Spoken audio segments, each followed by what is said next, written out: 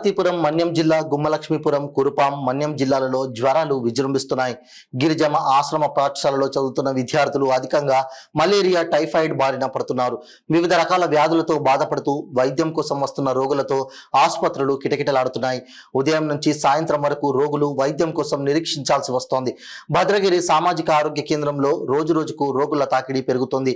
Viral, malaria, typhoid వంటి జ్వరాలతో బాధపడుతూ గిరిజనులు, విద్యార్థులు, వృద్ధులు పెద్ద సంఖ్యలో వస్తున్నారు.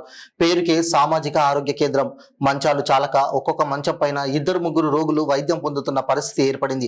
మరోవైపు డ్రింకింగ్ వాటర్, మరుగుదొడ్లు అందుబాటులో లేవు. ఇక్కడ రోజుకు 200కు పైగా ఓపీ నమోదు కావడం విశేషం.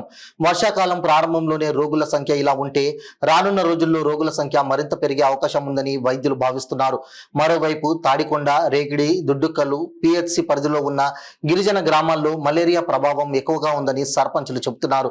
గ్రామాల్లో ఉన్న సబ్ యూనిట్ కేంద్రాలకు వెళ్తున్న రోగులకు మలేరియా మందులు అందుబాటులో లేవని, దీంతో చేసేదేమీ లేక గుమ్మలక్ష్మీపురం వెళ్లాల్సి వస్తుందని చెబుతున్నారు.